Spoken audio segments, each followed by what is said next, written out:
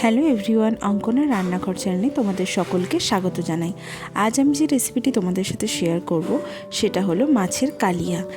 এই রেসিপিটি তৈরি করার জন্য আমরা প্রথমে মাছটাকে ভালো করে ধুয়ে পরিষ্কার করে নিয়েছি। মাছটির মধ্যে ভালো করে নুন হলুদ মাখিয়ে নিয়েছি। এরপর আমরা গ্যাসের ফ্লেমটি মিডিয়ামে রেখে তেলটা গরম করে নিয়ে মাছগুলো এক এক করে ভেজে নিচ্ছি। এরপরে আমরা মাছগুলো ভেজে তুলে নিলাম। তারপর আমরা কড়াইতে কিছুটা পরিমাণ তেল দিয়ে তার মধ্যে কুচিয়ে রাখা টমেটোগুলো দিয়ে দিচ্ছি, দিয়ে ভালো করে ভেজে নিচ্ছি। এরপর আমরা দিয়ে দিচ্ছি পরিমাণ মতো লঙ্কা গুঁড়ো, পরিমাণ মতো হলুদ গুঁড়ো, পরিমাণ মতো জিরে গুঁড়ো, দিয়ে ভালো করে রান্নাটা কষিয়ে নিচ্ছি।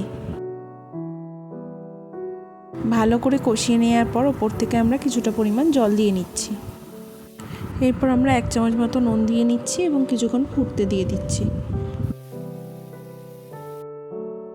গ্রেভিটা ভালো করে ফুটে যাওয়ার পর এক এক করে মাছগুলো দিয়ে নিচ্ছি।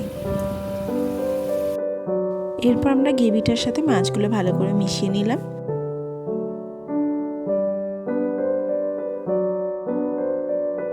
রান্নাটি হয়ে যাওয়ার পর ওপর থেকে কিছুটা পরিমাণ ধনেপাতা ছড়িয়ে নিচ্ছি। আজকের রেসিপিটি রেডি, বেঙ্গলি স্টাইলে মাছের কালিয়া।